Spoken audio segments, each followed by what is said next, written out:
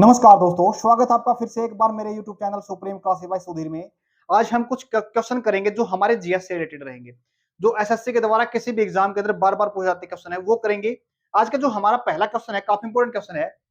संघ लोक सेवा आयोग अखिल भारतीय सेवा कर्मियों क्या करता है? क्या वो उसको बर्खास्त करता है, निर्वाचन करता है या फिर चयन करता है, नियुक्ति करता है? इसका जो सही आंसर है ये है अपना चयन करता है। सिर्फ जो ये इसको बोलते हैं संघ लोक सेवा, ये इसको इंग्लिश में क्या बोलते हैं? यूपीएससी बोलते हैं। क्या बोलते हैं इसको? UPSC, union public service commission. इसको अगर फुल फॉर्म के अंदर लिखने को एग्जामिनर पूछ सकता है, किसके अंदर आता है? ये यूपीएससी के अंदर आता है। दूसरी चीज, ये किस आर्टिकल के तहत आता है? ये आर्टिकल आता है जी 315 आर्टिकल के तहत। बड़े ध्यान सुनना एक चीज, क्या बोला मैंने? यूपीएससी किस आर्टिकल के तहत आता है? 315 आर्टिकल के तहत आता है। दूसरी चीज, ये एक हमारी संवैधानिक बॉडी है। कई बार क्वेश्चन आता है, ये हमारी कौन सी है? संवैधानिक बॉडी है, निकाय है या फिर असंवैधानिक है? ये हमारी कैसी है? संवैधानिक निकाय है, संवैधानिक निकाय है। दूसरी चीज, इसको जो चुनने का काम करता है, इसके जो मेंबर होते हैं, एक चेयरमैन होता है, उसको चुनने का काम कौन करता है? उसको अपॉइंट कौन करता है? उसको अपॉइंट करता है गवर्नमेंट, जो हमारे राष्ट्रपति होते हैं। कौन करते हैं? राष्ट्रपति करते हैं, राष्ट्रपति। एक और चीज समझने के, इसमें कई बार क्वेश्चन के अंदर आती है एग्जाम में, जो यूपीएससी है ना, इसका जो चुनाव करने का काम और इसको हटाने का काम कौन करता है? यूपीएससी करती है। मेंबर्स की बात कर रहे हैं हम, किसकी बात कर रहे हैं? मेंबर्स की बात कर रहे हैं, यूपीएससी की। उसके बाद एक चीज और देखिएगा, एग्जामिनर क्वेश्चन क्या पूछता है? जो यूपीएससी है ना अपना, उसके अंदर अगर हमारे को किसकी बात करें? सेवाओं की बात करें, अगर उसमें वैकेंसी की बात करें, अगर वैकेंसी बढ़ानी है तो कैसे बढ़ाई जा सकती है? उसमें जो हमारी राज्यसभा है ना, क्या बोले? उसमें जो हमारी राज्यसभा है, राज्यसभा है, वो एक स्पेशल रेजोल्यूशन पास करेगी। उसके बाद किस किस आर्टिकल का यूज करके? ये 312 अनुच्छेद, क्या बोला मैंने? 312 अनुच्छेद, अनुच्छेद का प्रयोग करके एक स्पेशल रिजोल्यूशन पास करेगी, प्रस्ताव पास करेगी। फिर क्या कर सकती है? इसमें हम यूपीएससी के अंदर ये सेवाओं को बढ़ा भी सकती है, यानी वैकेंसी है या फिर कि कौन सी सेवा इसके तहत आएगी, कौन सी तहत नहीं आएगी, यानी जो बढ़ाने का काम है कौन कर सकती है? ये कर सकती है अपनी राज्यसभा। किस आर्टिकल के तहत? 312 के तहत संघ लोक सेवा आयोग में किसकी? भारतीय सेवाओं को बढ़ाने का काम कर सकती है। अखिल भारतीय सेवाओं को कौन कर सकती है? अपनी राज्यसभा। स्पष्ट, ये जो केवल और केवल है ना, ये काम केवल और केवल राज्यसभा कर सकती है, न कि हो सकता है लोकसभा का भी आ जाए। क्या बोलेंगे? क्या लोकसभा भी कर सकती है ये काम? ये काम बिल्कुल नहीं कर सकती थी। समझ में आ गया ना? नेक्स्ट क्वेश्चन देखिए। नेक्स्ट क्वेश्चन अपने पास काफी इंपोर्टेंट क्वेश्चन है, इसमें बहुत ज्यादा चीजें सीखेंगे हम। क्या कह रहा है यहाँ पे? कौन सा आयोग संवैधानिक उपबंधों द्वारा स्थापित नहीं है? क्या कह रहा है इसका मतलब? ये कह रहा है कि जो संविधान है ना अपना, कॉन्स्टिट्यूशन के अकॉर्डिंग किसका किसका चुनाव नहीं करता, यानी संविधान के तरीके से हम किसको नहीं लेते। दूसरा मतलब और देख लो इसका, कि हम संविधान के दायरे में किसको नहीं रखते। संवैधानिक दायरे से कौन सी चीज बाहर है इसके अंदर? वित्त आयोग है, योजना आयोग है, संघ लोक सेवा आयोग है या चुनाव आयोग है। बड़े ध्यान से देखना, जो संवैधानिक उपबंधों का मत देखो, दो तरीके की बॉडी होती है, दो तरीके के निकाय होते हैं। अगर जिसमें संविधान के अंदर कुछ लिखा है, क्या बोला? अगर संविधान के बारे में, संविधान में उस बॉडी के बारे में या उस निकाय के बारे में अगर संविधान के अंदर लिखा तो उसको बोलते हैं कॉन्स्टिट्यूशनल बॉडी, यानी संवैधानिक निकाय। दूसरा होता है असंवैधानिक निकाय, जो अभी अभी हमने पीछे देखा। असंवैधानिक निकाय कौन सा होता है? जिसके बारे में संविधान में कुछ नहीं लिखा होता। अब वो कौन सा है यहाँ पे जिसमें नहीं लिखा? ये है अपने पास योजना आयोग। क्या है ये? योजना आयोग है। इसका जो आंसर रहेगा योजना आयोग है। अब एक चीज और देख देते हैं, ये अपना योजना आयोग है, संविधान में इसका कोई भी उपबंध नहीं है, कोई भी प्रोविजन नहीं है संविधान के अंदर इस चीज का। ये संविधान के दायरे से बाहर है। एक और चीज सीखते हैं यहाँ पे इन चीजों के बारे में। ये हमारी संवैधानिक बॉडी है, यानी संविधान के बारे में, इसके बारे में कुछ लिखा गया है। कहां पे? वित्त आयोग, यानी फाइनेंस कमीशन। ये किस में आता है? ये आर्टिकल 280 में आता है। क्या बोला? ये आर्टिकल 280 में आता है। इसका चुनाव कौन करता है? इसका चुनाव राष्ट्रपति करता है, यानी प्रेसिडेंट। दूसरी चीज, अभी अभी हमने पढ़ा आर्टिकल कितना 315, यूपीएससी जिसको हम बोलते हैं, अभी अभी पढ़ा हमने। चुनाव आयोग जो क्या करता है? चुनाव कराने का काम करता है। आर्टिकल कितना रहेगा इसका? इसका आर्टिकल रहेगा 324। क्या बोला? इसमें आर्टिकल रहेगा, चुनाव आयोग का आर्टिकल रहेगा। कभी कभी सीधा आर्टिकल एग्जामिनर पूछ लेता हमारे से, चुनाव आयोग से संबंधित कौन सा आर्टिकल है? 324 आर्टिकल है। और चीज समझते हैं, ये जो चुनाव आयोग है ना, इससे कई बार एक क्वेश्चन आता है, ये कितने मेंबर होते हैं इसके अंदर? एक होता है या एक से अधिक होते हैं? इस तरह के स्टेटमेंट बेस्ड क्वेश्चन भी बना देता है एग्जामिनर। तो इसके अंदर कितने मेंबर हैं? इसके अंदर अब 3 मेंबर होते हैं। एक होता है मुख्य चुनाव आयुक्त और 2 होते हैं अन्य। इसके क्या बोलेंगे? एक होता है मुख्य चुनाव आयुक्त, 2 होते हैं अन्य चुनाव आयुक्त। अब एक चीज और देखिए, अगर डिसीजन लिया जाता है किसी भी मैटर से संबंधित, तो डिसीजन लिया जाता है मेजोरिटी से संबंधित। क्या बोलेंगे? मेजोरिटी पे इसका डिसीजन लिया जाता है। और चीज समझते हैं इसके बारे में।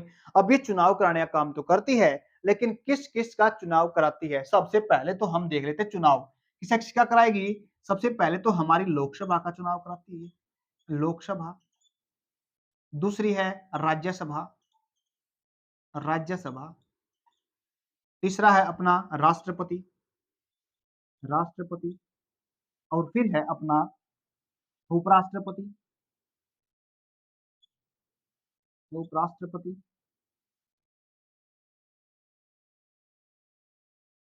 और फिर जो बच गई अपनी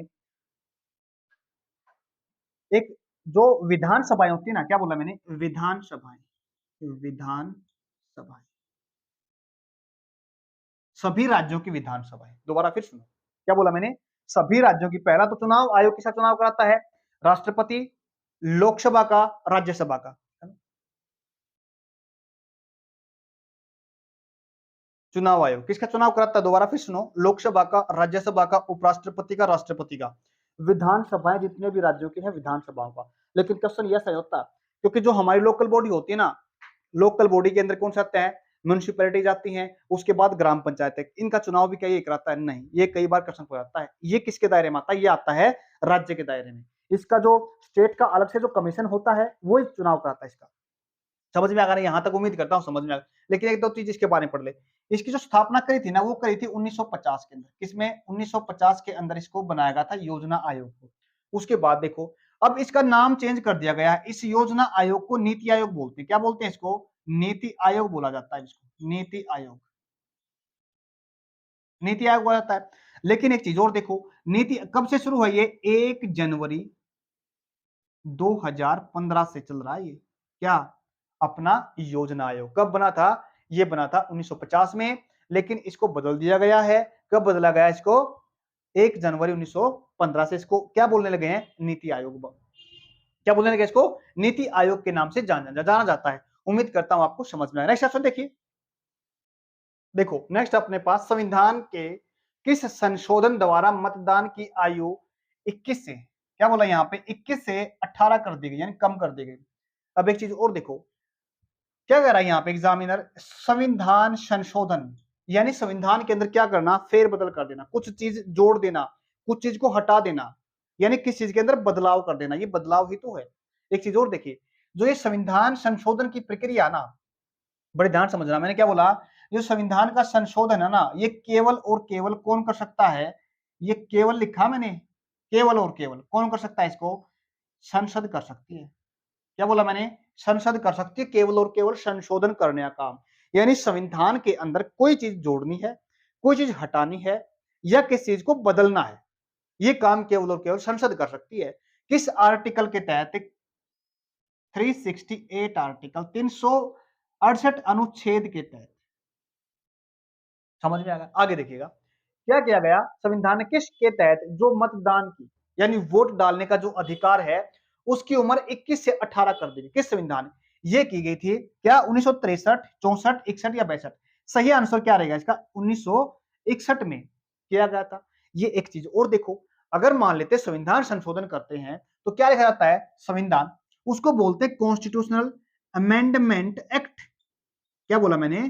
कॉन्स्टिट्यूशनल अमेंडमेंट एक्ट बोला गया, यानी संविधान संशोधन अधिनियम बनता है। एक और चीज देखिएगा, पहले तो सबसे पहले इसको बोल, देखो ध्यान से देखना, कॉन्स्टिट्यूशनल अमेंडमेंट, संशोधन, पहले ये होता है बिल, क्या बोलते हैं इसको, पहले बिल बोलते हैं इसको। अधिनियम कब बनता है, क्या पहले कोई चीज आती है बिल के रूप में, क्या बोला मैंने, कोई चीज संविधान जब संशोधन करना होता है, कोई चीज सबसे पहले अगर संसद के अंदर आएगी तो बिल के रूप में आएगी। पहले उसको पास करना होता है लोकसभा से, फिर राज्यसभा से, अगर फिर उसके बाद अगर राष्ट्रपति उस पर साइन कर देता है तो इसका मतलब वो क्या बन जाता है, बिल से वो क्या बनता है, बिल से एक अधिनियम, एक एक्ट बन जाता है। उम्मीद करता हूं समझ में आएगा। कौन सा था ये, 61वां संविधान संशोधन था। कब हुआ था, याद रखना, ये एक्ट तो था, ये अपने पास 1988वां एक्ट था। क्या बोला मैंने, 1988 एक्ट था। क्या बोला मैंने, कॉन्स्टिट्यूशनल अमेंडमेंट 1988।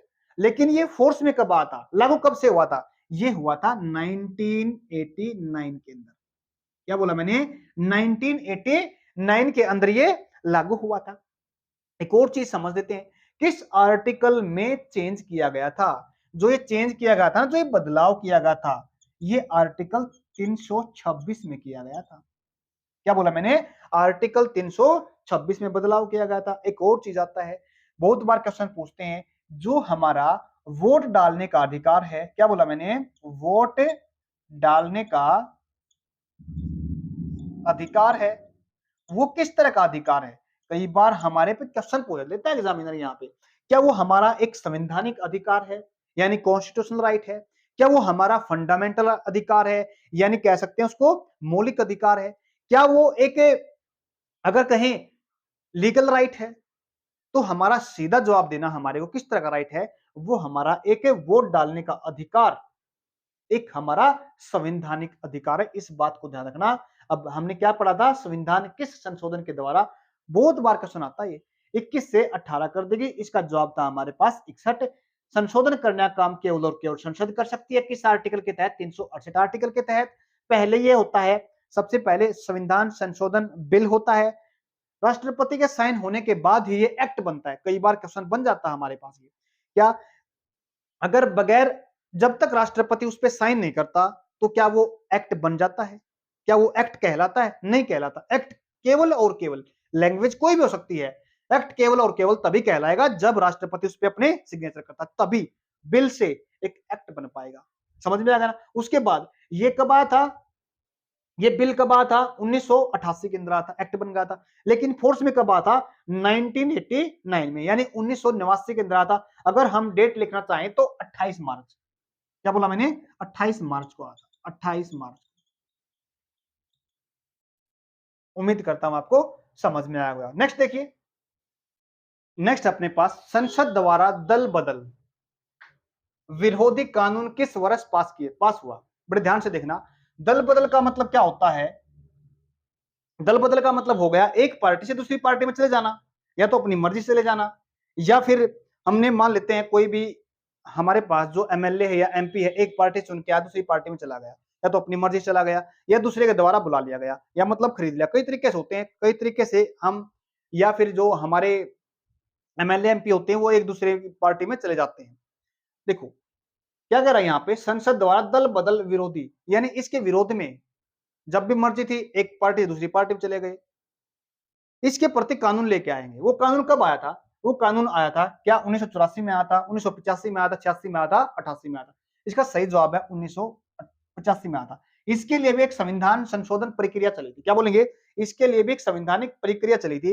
यानी संविधान के अंदर क्या बोलेंगे, ये हम कह सकते हैं संविधान के अंदर, संविधान के अंदर संशोधन किया गया था।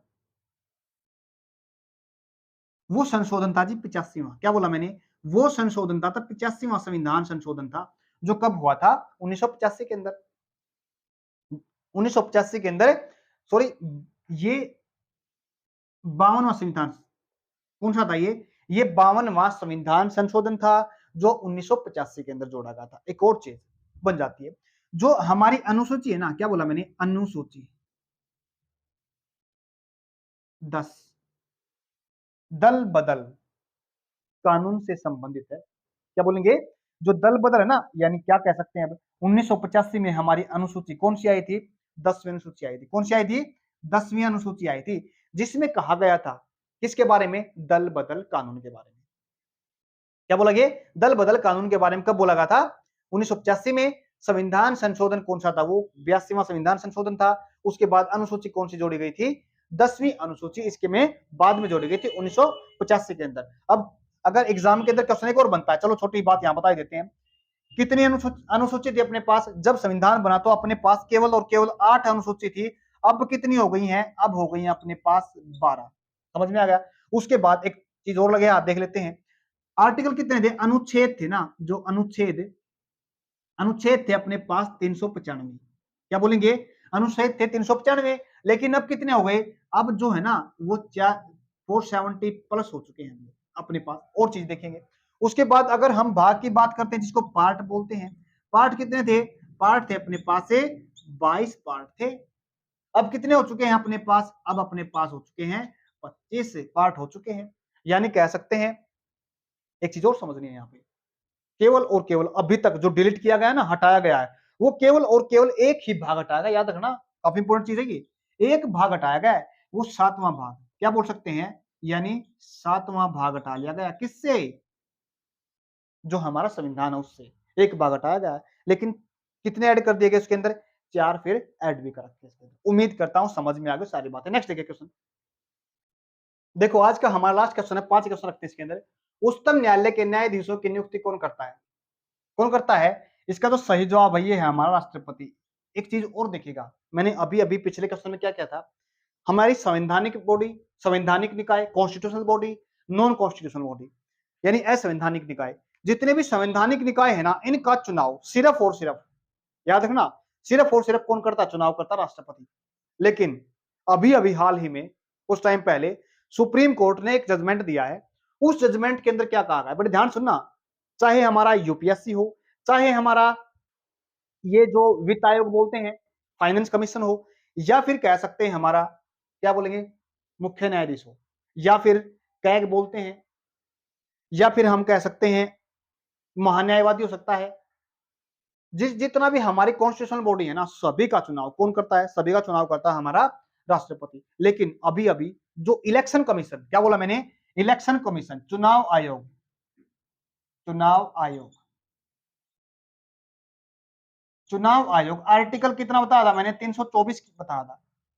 आर्टिकल 324 के तहत अब उसका जो चुनाव करेगा ना, उसको चुनेगा एक तो हमारा जो पीएम है, एक क्या बना इसके लिए, एक पहले कमेटी बनी है। क्या बोलेंगे? कमेटी बनी है। कमेटी में कौन कौन होंगे? एक तो हमारा होगा पीएम, प्रधानमंत्री, एक होगा अपने पास अपोजिशन का, क्या बोलेंगे? अपोजिशन का लीडर, तीसरा होगा अपने पास CJI, chief justice of India. यानी 3 बंदे मिलकर कमेटी बनाएंगे, और ये कमेटी, ये कॉलेजियम कि क्या करेगा फिर? चुनाव आयोग, जो मुख्य चुनाव आयुक्त है और जो अन्य चुनाव आयुक्त, उनका चुनाव करेगा। अभी अभी हाल ही में हुआ है। जो हमारी सीबीआई होती है, क्या बोलेंगे? जो सीबीआई होती है, उसके आधार पे, उस जैसा सीबीआई भी अपनी सीबीआई है, जो सेंट्रल ब्यूरो ऑफ इन्वेस्टिगेशन है, इसका चुनाव भी, उसको भी चुनना काम कौन कौन करते हैं? ये कोलोजियम होता है, जिसमें अपने पास अपने प्रधानमंत्री होते हैं, अपोजिशन का लीडर होता है। क्या बोलेंगे? अपोजिशन का लीडर। अपोजिशन का मतलब, अगर मान लेते हैं अपोजिशन का लीडर नहीं है, तो जो अधिक संख्या में जिसके मेंबर है ना, एमपी जिसके अधिक हैं, तो क्या करेंगे? उसके उस पार्टी का लिया जाएगा वो लीडर। उसके बाद अपने पास सीजीआई बनता है। आगे देखिए क्वेश्चन क्या कह रहा है, उच्चतम न्यायालय के न्यायाधीशों की नियुक्ति कौन करता है? राष्ट्रपति का सही जवाब है। अब किस आर्टिकल के तहत? आर्टिकल 124। क्या बोला मैंने? आर्टिकल 124 के तहत इसका चुनाव किया जाता है। किसका? उच्चतम न्यायालय। अब एक चीज और देखेंगे, खास इंपॉर्टेंट, बहुत बार क्वेश्चन में आती है, उच्चतम न्यायालय अगर किसी के, किस चीज का? आर्टिकल 32 का, बहुत बार आता है ये, आर्टिकल 32 का यूज करके अगर किसी के मौलिक अधिकार, फंडामेंटल राइट, क्या बोला मैंने? मौलिक अधिकार, लिख लेना, मौलिक अधिकार, मौलिक अधिकार, अधिकारों का जो पार्ट नंबर किस में रखे गए हैं? जो पार्ट नंबर यानी भाग नंबर 3 के अंदर रखे गए हैं। कहां से कहां पे? ये ये अपने बनते हैं 12 से लेके 36 तक। क्या बनते हैं अपने? मौलिक अधिकार, फंडामेंटल राइट। अगर हनन होता है तो हम सीधा सुप्रीम कोर्ट जा सकते हैं। किन का यूज करके? आर्टिकल 32 का यूज करके। दूसरी बात और सुनो, अगर किसी के फंडामेंटल राइट हनन होते हैं तो सुप्रीम कोर्ट सुमोटो एक्शन लेके खुद ही एक्शन ले सकता है इस पे। किस आर्टिकल यूज करके? 32 आर्टिकल का यूज करके। कौन? उच्चतम न्यायालय, सुप्रीम कोर्ट। हाई कोर्ट के संदर्भ में कहा जाता है जो अपने हाई कोर्ट्स हैं वो आर्टिकल कितना यूज करेंगे? वो आर्टिकल करेंगे 226 का। क्या बोला मैंने? 226 आर्टिकल का यूज करके क्या करते हैं? वो रिट जारी करते हैं। फंडामेंटल राइट किसी के हनन होते हैं तो। अब एक और चीज है, जो फंडामेंटल राइट किसी के हनन होते हैं तो सुप्रीम कोर्ट किस आर्टिकल के तहत रिट जारी करता है? ये रिट की पावर है। क्या बोला मैंने? रिट की पावर है ये, रिट की पावर। आगे देखिएगा रिट की पावर। ऐसे ही एज इट इज आर्टिकल अपने पास हाई कोर्ट्स का। समझ में आ गया ना? अब एक और चीज देख सकते हैं, कई बार एग्जामिनर क्वेश्चन पूछता है जो रिट जारी करने की जो पावर है ये सुप्रीम कोर्ट की ज्यादा है या फिर हाई कोर्ट की ज्यादा है? ऐसा लगेगा हमारे को हाई कोर्ट सुप्रीम कोर्ट की ज्यादा है, बट ऐसा नहीं है। सुप्रीम कोर्ट केवल और केवल किसी के मौलिक अधिकारों को हनन होने पे, फंडामेंटल राइट्स के हनन होने पे ही रिट जारी कर सकता है, आर्टिकल अंडर 32। बट अगर किसी अदर मैटर, अगर अदर मैटर है, फंडामेंटल के राइट, सॉरी फंडामेंटल के जो फंडामेंटल राइट्स हैं इनके अलावा भी अगर कोई लीगल मैटर है तो हाई कोर्ट्स मौलिक अधिकारों के हनन होने पे तो रिट जारी कर ही सकता है, बट ये लीगल राइट के संदर्भ में भी क्या कर सकता है?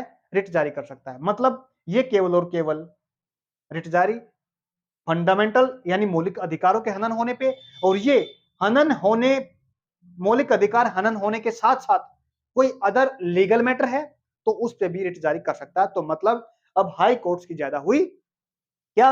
रिट जारी करने की पावर।